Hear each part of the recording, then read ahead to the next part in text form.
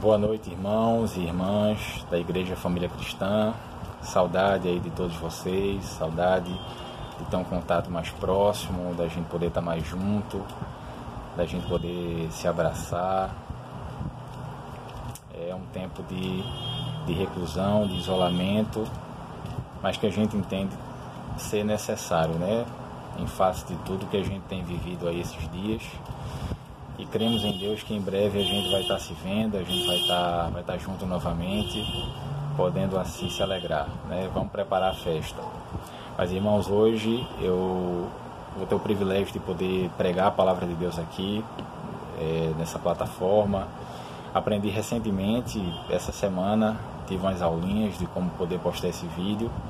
E aí a gente vai estar podendo difundir mais, né, a palavra de Deus. Outros irmãos já aprenderam também, estão aprendendo. E aí vai ter cada vez mais uma gama maior de irmãos abençoando a Igreja Família Cristã, enriquecendo o povo de Deus com a palavra de Deus. Irmãos, eu queria compartilhar um texto com vocês, ler a Sagrada Escritura. Um texto que Deus ele alimentou muito meu coração e ministrou muito no meu coração ao longo da semana, sobretudo semana passada. E eu queria compartilhar com vocês, né, expor esse texto bíblico, e oro para que o Senhor revele essa mensagem ao coração de vocês, traga um entendimento, traga a iluminação do Espírito Santo para que seja vida e seja prática na nossa vida. Amém? Vou ler o texto que fica lá no Evangelho de São Mateus, no capítulo 17, a partir do verso 24, e eu espero ser o mais breve possível para poder colocar de forma sucinta aquilo que Deus colocou no meu coração. Quando Jesus e seus discípulos, verso 24, quando Jesus e seus discípulos chegaram a Cafarnaum, os coletores do imposto de 2 dracmas vieram a Pedro e perguntaram: o mestre de vocês não paga o imposto do templo? Sim, paga, respondeu ele. Quando Pedro entrou na casa, Jesus foi o primeiro a falar, perguntando-lhe: o que você acha, Simão? De quem os reis da terra cobram tributos e impostos? De seus próprios filhos ou dos outros? Dos outros, respondeu Pedro. Disse-lhe Jesus: então, os filhos estão isentos. Mas para não escandalizá-los, vá ao mar e jogue o anzol. Tire o primeiro peixe que você pegar. Abra-lhe a boca e você encontrará uma moeda de 4 dracmas. Pegue-a e entregue-a a eles, para pagar o meu imposto e o seu imposto. Irmãos, nesse tempo de isolamento, nesse tempo que a gente está em casa, muitos irmãos não estão trabalhando, muitos irmãos foram demitidos dos seus trabalhos. Isso não necessariamente na nossa comunidade de fé, mas é algo que tem acontecido em alguns lugares. Ou tiveram seus salários reduzidos, ou não estão podendo garantir um meio de subsistência por viverem do comércio, por serem trabalhadores autônomos ou trabalhadores profissionais liberais. E isso tudo tem mexido e tem, às vezes, inquietado um pouco o nosso coração, porque apesar de esses fatores estarem acontecendo, apesar de muitas vezes não estamos tendo recursos suficientes, não estamos tendo os nossos salários normalmente, não estamos conseguindo ter, por assim dizer, através do nosso trabalho, um meio de vida, as contas não param de chegar, né? Os nossos impostos não param de chegar, provavelmente ou por e-mail, ou na caixa do correio, ou via celular. As contas, as nossas obrigações, as nossas responsabilidades, seja uma conta de água, seja uma conta de luz, seja um boleto do carro, seja o aluguel que você tem que pagar, seja o boleto da faculdade, Jesus do céu, que chega. E essas coisas chegam e elas simplesmente não querem saber. Essas contas chegam e elas não querem saber que estamos em pandemia. Muito embora o governo federal ele tenha homologado um decreto que permite que várias dessas empresas possam estender esse pagamento dessas contas por 2 ou 3 meses, isentando assim a maioria da população para não pagar durante esse período, sobretudo do período do isolamento. Contudo, essas contas em breve devem ser pagas, né? Elas não serão perdoadas, por assim dizer. Elas apenas se estenderão o prazo, mas elas terão que ser pagas. E por que eu estou falando tudo isso? Porque há umas 2 semanas atrás, mais ou menos, a época de pagar o boleto da faculdade, quando chegou aqui para eu pagar, estava tendo, né, um alvoroço, por assim dizer, na sala, na minha turma, porque a universidade ela não deu desconto, ela não abateu o valor da sua mensalidade devido à pandemia, uma vez que nós não estamos tendo aulas presenciais, e como praticamente em todas as universidades do país estão ministrando aulas pelo computador, né, aulas online, e a plataforma que a universidade está disponibilizando, ela tem sido bem aquém. A gente tem percebido que a universidade não está cumprindo, por assim dizer, com o seu lado, né, de poder ajudar os alunos, de poder equiparar os alunos com a melhor plataforma possível e ser o mais sensível possível nesse tempo todo. E durante esse tempo, eu lembro que houve uma revolta muito grande lá na sala, a gente estava falando pelo grupo da faculdade, e muita gente dizendo que não ia pagar, que absurdo, que chegou a conta e não teve desconto, e essa faculdade não está podendo, não está provendo o mínimo de dignidade possível para a gente poder ter aula. Pouquíssimos alunos estão conseguindo ter aula nessa plataforma, de uma turma de 50 alunos, que é a minha turma, apenas 10 conseguem acesso a essa plataforma, e a faculdade simplesmente não se posiciona em relação a isso. E eu fiquei indignado, né, com isso, quando eu olhei aquele boleto e vi toda essa conjuntura, e eu, Senhor, que injustiça, né? Deus amado, olha só o que a faculdade está fazendo, não sei o quê. E eu lembro que várias pessoas me ligaram para saber o que eu achava da situação, vários colegas, esperando uma opinião, esperando um direcionamento. E aqui eu vou dar um parêntese nessa mensagem para deixar isso claro para você.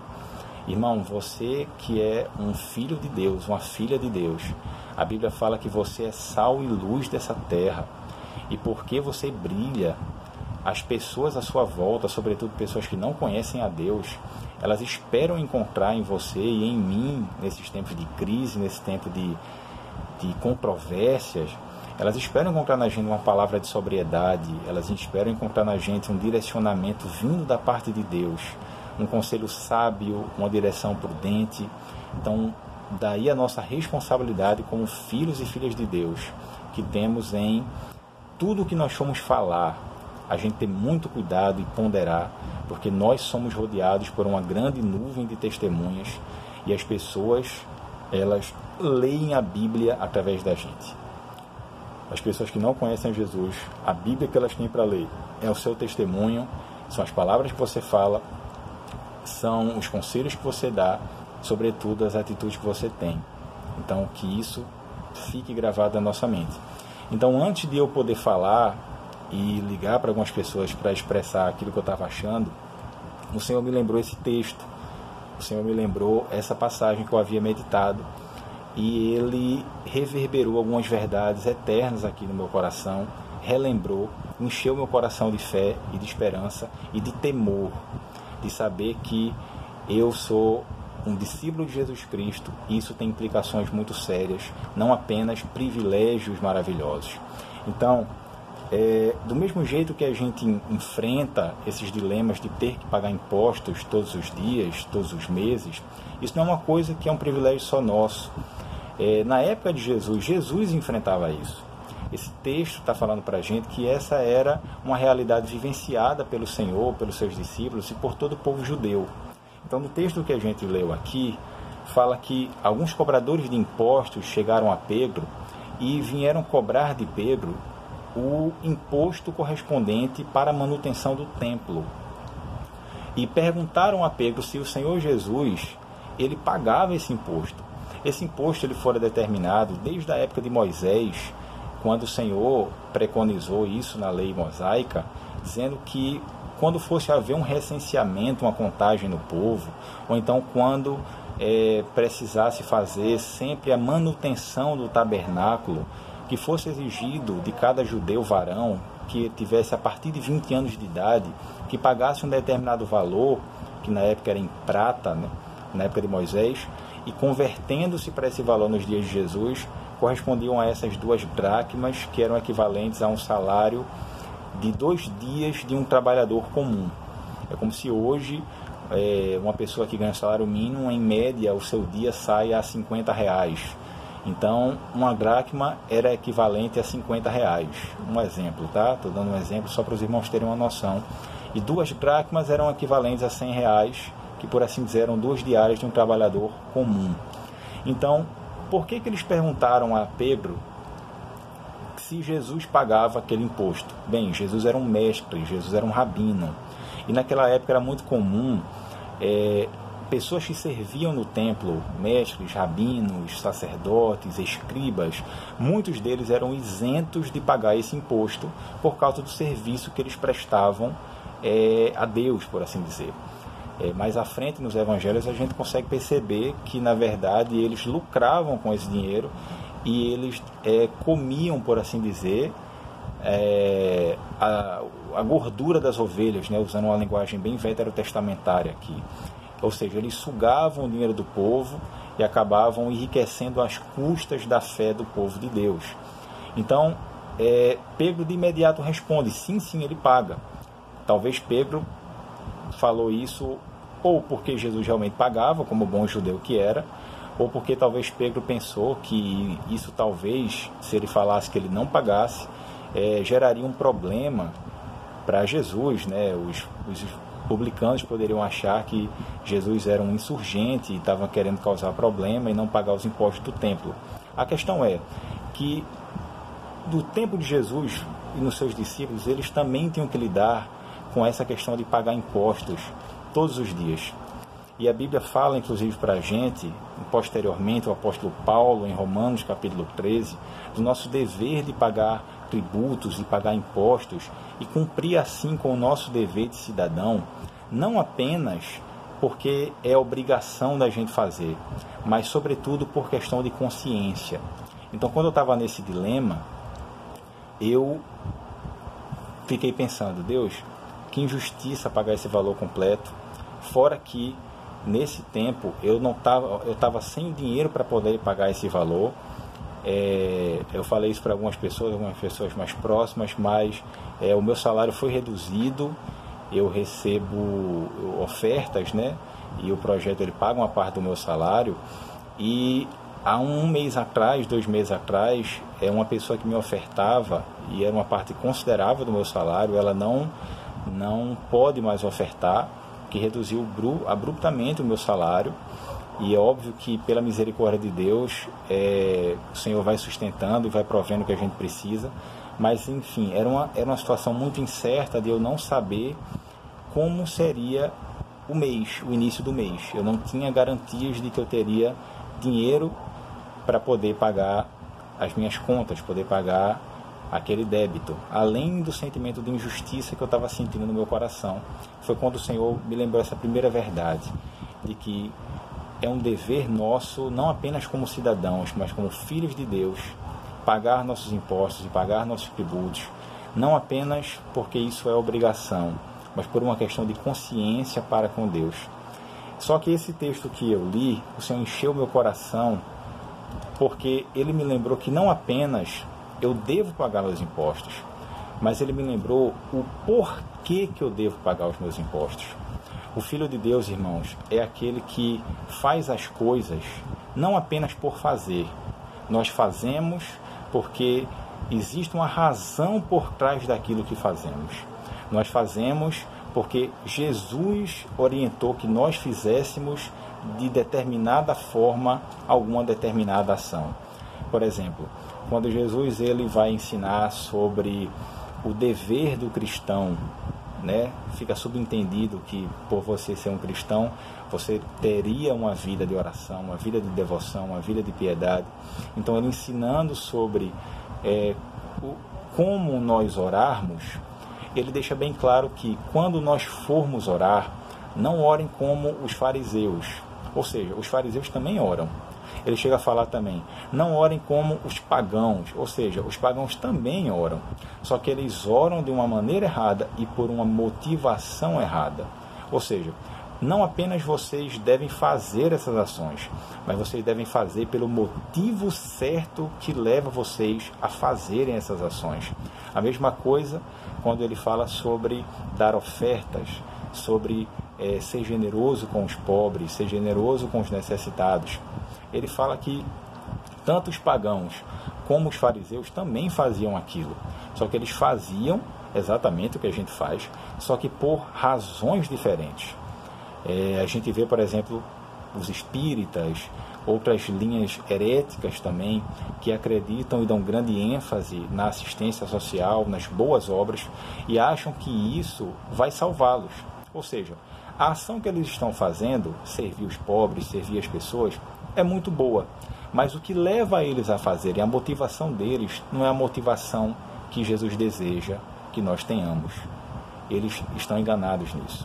Então o Senhor me lembrou através desse texto que não apenas eu devo cumprir meu dever de cidadão, e nós como povo de Deus devemos cumprir os nossos deveres cívicos, mas Ele me lembrou o porquê que nós devemos também cumprir o nosso dever, os nossos deveres de cidadão.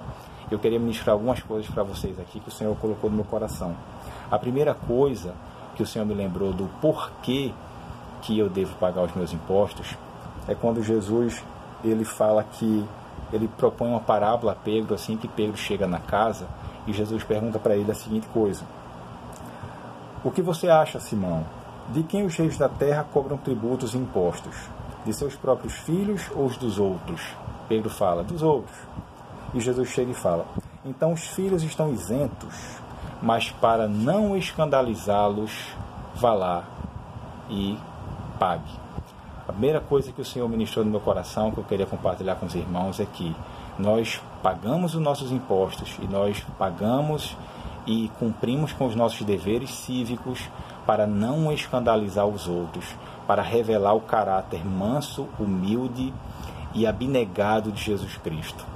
É muito emblemático o que o Senhor está falando aqui, porque essa questão que ele propõe para Pedro é basicamente o seguinte: uma vez que ele pergunta se os filhos estavam isentos de pagar os impostos, Jesus estava querendo falar o seguinte: ora, se esse é um imposto do templo, e eu sou filho do dono do templo, aliás, eu sou rei de toda essa nação, eu sou a própria essência do templo, Jesus fala que o próprio corpo dele é o templo. Jesus ele está meio que pensando e argumentando, eu sou filho do Deus vivo, eu não preciso pagar esse negócio. Como assim essas pessoas estão cobrando de mim? E além disso, além de ser o filho de Deus, além de não precisar pagar aquele imposto, por ser ele mesmo a divindade e filho do Deus vivo, também existe uma segunda situação, que foi a seguinte: Jesus, por ser um descendente direto de Davi, ele também deveria ser isento de pagar aqueles impostos.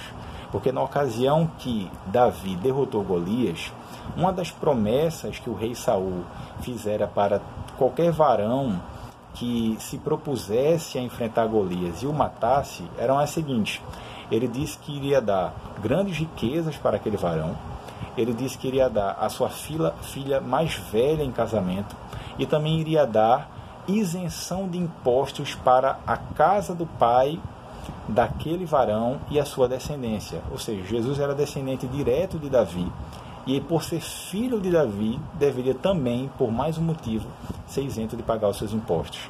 Só que Jesus olha para tudo isso, e ao invés de ele arrogar para si esses direitos que eu acabei de mencionar, ele fala, não, eu não vou me apegar a esses direitos, para não escandalizá-los, vá lá e pague. Irmãos, nós como cristãos, nós devemos entender que o Senhor nos chamou para representar o seu caráter manso, humilde, e o seu caráter de servo e doador, e não daquele que se apega e se aposta dos seus direitos de ser filho de um Deus todo-poderoso e de ser filho de um Deus que tem poder para destruir qualquer inimigo seu. Quantos de nós, irmãos, não agimos dessa maneira e agimos se apegando a pequenas coisas, às vezes um pequeno troco, não toleramos sair perdendo por nada. Eu presenciei recentemente uma cena de uma pessoa cristã, uma pessoa de Deus, que por causa de R$2 de um troco errado, voltou à padaria e não digo que fez um escândalo, mas simplesmente chegou lá: olha, eu não posso perder os R$2, como assim? Isso é injustiça. E ainda ficou se justificando, falando que de 2 em 2 daqui a pouco chegaria em 50.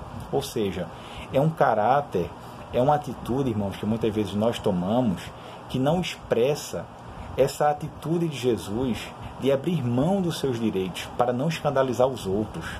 Nós, como cristãos, infelizmente, na sua maioria, não vou generalizar, mas alguns de nós agimos dessa maneira, e a representatividade e o testemunho que nós damos para muitos não cristãos é de um povo que não tolera ser injustiçado, é um povo que não tolera sair perdendo em nada, e em qualquer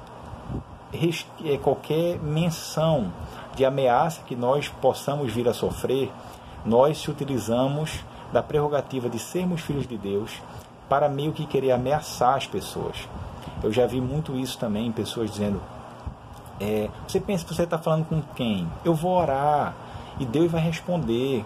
Cuidado, vigia, eu sou filho de Deus, eu vou orar, sabe? E é como que meio num tom de ameaça, dizendo que se você se interpor no meu caminho, o meu Deus, que é todo poderoso, ele vai destruir você.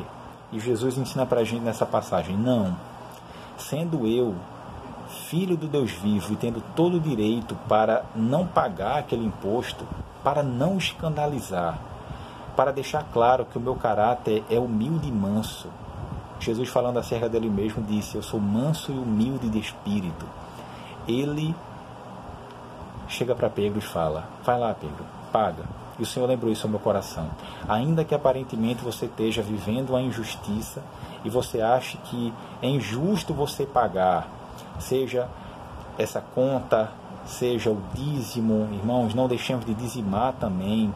O texto fala que era um tributo para pagar a manutenção do templo, em meio à pandemia. Não deixemos também de dizimar, de ofertar ao Senhor, porque isso é justo aos olhos de Deus. E o Senhor lembrou: não apenas por questão de consciência, Tasso, mas para que você expresse o meu caráter santo, humilde, e que não se apega ao fato de ser filho de Deus para ameaçar os outros ou querer ser quina de tropeço para os outros. Pague. Isso encheu meu coração de temor, encheu meu coração de esperança em Jesus e de desejo pela santidade de Deus. Então foi a primeira coisa que o Senhor me lembrou e está lembrando para a gente hoje. Nós somos filhos de Deus, o que significa que devemos agir como filhos de Deus e não escandalizar as pessoas ao nosso redor. Mas outras coisas que o Senhor me lembrou também foram as seguintes. O Senhor me lembrou que em meio a essas responsabilidades que nós temos de pagar, o Senhor é aquele que sabe exatamente das nossas necessidades, antes mesmo que a gente mencione ou fale para Ele. O texto fala que antes mesmo de Pedro falar alguma coisa, quando chegou à sua casa, Jesus de imediato já foi tocando nesse assunto. Olha a onisciência do Senhor. Olha Deus perscrutando o íntimo de Pedro e sabendo o que estava corroendo a sua mente ali naquele momento. Talvez Pedro estivesse pensando: eu não quero tocar nesse assunto com Jesus, eu não quero incomodá-lo, eu vou dar um jeito de pegar esse valor e vou pagar, eu não vou falar para ele isso. Ou então ele estava pensando como é que ele ia conseguir dinheiro para poder fazer isso. E Jesus chegou para ele e já tocou no assunto. Irmãos, a palavra de Deus é muito clara quando diz que o nosso Pai sabe de tudo que a gente precisa, antes mesmo da gente poder falar. Irmãos, que mensagem maravilhosa, que Deus maravilhoso é esse que nós temos, irmãos. Deus, ele lembrou o meu coração, cada situação que eu vivi, não cada, mas várias situações que eu vivi com ele, de ele deixar bem claro que estava sabendo dos anseios e das necessidades do meu coração, sem que eu mesmo me apercebesse, ou sem que eu mesmo tocasse naquele assunto. Então Deus, ele está lembrando para mim e para você essa noite, o Senhor é aquele que sabe do que você precisa. Essas contas que têm chegado na sua casa, a feira que você precisa fazer, Deus sabe que você precisa dessas coisas. Jesus falou que aquele que põe em primeiro lugar o reino de Deus e a sua justiça na sua vida e busca isso como meta, como objetivo último da sua vida, todas essas coisas que nós sabemos que são necessárias para a nossa subsistência, o Senhor fala que elas serão acrescentadas. E isso encheu o meu coração de desejo, de amor por Jesus, de fé, irmãos. Eu quero lembrar para vocês que as contas que vocês têm a pagar, as obrigações cívicas de vocês, irmãos, não tratem isso com desdém, mas lembrem que isso também glorifica a Deus. E que do mesmo jeito que o Senhor é provedor de alimento, o Senhor vai prover também essa necessidade e vai prover esse valor para que você honre a Ele, quitando todas as suas dívidas e os seus débitos. Foi isso que o Senhor ministrou no meu coração. E por último, o Senhor me lembrou também que, além de Ele saber e lembrar de tudo aquilo que eu preciso, além de Ele entender a minha mente, perscrutar o meu coração e saber exatamente das necessidades que me são mais urgentes, Ele me lembrou que Ele é provedor e a provisão dele vem de maneiras que muitas vezes a gente nem espera. A Bíblia não fala que Jesus andava com dinheiro. A Bíblia diz que o tesoureiro da equipe de Jesus, por assim dizer, era Judas. E o texto não menciona que Judas estaria aqui nesse momento. E ainda que tivesse, eu duvido muito que Jesus pegaria algum valor das ofertas recebidas, talvez para alguma finalidade específica, para poder pagar um tributo que era de responsabilidade de cada homem. Então, Pedro, ele meio que talvez estivesse pensando, meu Deus, como é que eu vou pagar isso? De onde é que eu vou tirar essas 2 dracmas para mim e ainda essas dracmas do Senhor? E Jesus tranquiliza o coração de Pedro, falando, Pedro, ó, faz o seguinte, vai lá no mar, joga o anzol, o primeiro peixe que você achar vai ter um valor suficiente para você pagar o meu, o seu. Abra a boca do peixe, pega a quantia e pague os impostos. E o Senhor lembrou essa palavra no meu coração, irmãos, de que Deus é fiel e Ele é o nosso provedor. Só que a provisão de Deus muitas vezes vem de um lugar que você menos imagina. Irmãos, às vezes a gente fica pensando que nós vamos conseguir pagar nossas contas porque nós temos um salário ou porque nós fizemos um determinado trabalho, estamos esperando receber algum dinheiro de alguém, ou porque alguém disse que iria ofertar na minha ou na sua vida. E muitas vezes nós limitamos a ação do Senhor em nos suprir de maneiras extraordinárias e surpreendentes.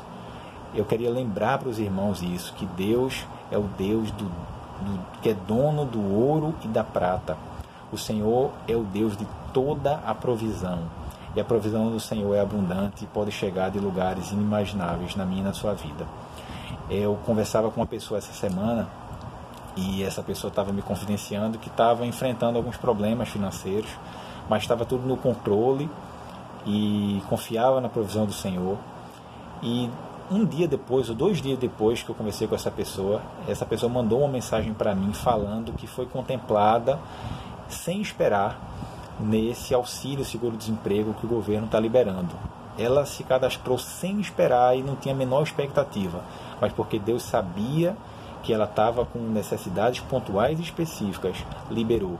E pessoas que talvez tenham necessidades muito mais urgentes do que ela, não conseguiram ser contempladas. Isso mostra o cuidado e a provisão de Deus, que sabe que você e que eu precisamos dessas coisas para a nossa subsistência diária. Então, irmãos, essa é a palavra que queimou no meu coração e eu queria compartilhar com os irmãos. para incentivar os irmãos a não negligenciarem seus deveres cívicos. O Senhor chamou minha atenção porque no auge da minha carnalidade eu pensei em não pagar o valor integral da universidade, e o Senhor me lembrou: isso vai ser furto, isso vai me desonrar, isso vai dar um péssimo testemunho. E o Senhor me lembrou: faça isso para mostrar aos outros que o caráter do seu Deus é um caráter de um Deus humilde e manso, e que não é murmurador, e que não reclama por qualquer coisa. Mas não apenas isso. Lembre que eu sei que você precisa disso. Eu conheço as suas necessidades, eu já estou provendo. E eu vou prover de maneiras inimagináveis para você. Foi o que o Senhor me lembrou.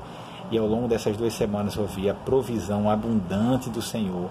E mandou muito mais do que eu precisava para poder quitar as minhas contas e poder entender definitivamente que eu não pertenço a mim mesmo. Eu pertenço a Jesus de Nazaré, do mesmo jeito que você pertence. E porque pertencemos a esse Deus, que é dono do ouro e da prata, que é Senhor sobre todas as coisas, que disse ao mar, como relata lá em Jó, capítulo 38, verso 11, tu chegarás até aqui, daqui não passarás. Ou seja, até sobre o mar ele tem domínio. Esse Deus deseja que nós o sirvamos com temor e tremor e com integridade de coração, para a glória do seu nome. Deus abençoe os irmãos, que essa palavra possa reverberar no seu coração e que você possa entender que ser filho de Deus tem implicações muito sérias de representarmos esse Jesus da melhor forma possível, segundo a sua palavra, para que quando o mundo olhar para nós, o nome do nosso Deus seja glorificado. E saiba que nesse processo Deus garante plena provisão, plena abastança. Deus garante pleno cuidado na minha e na sua vida. Portanto, irmãos,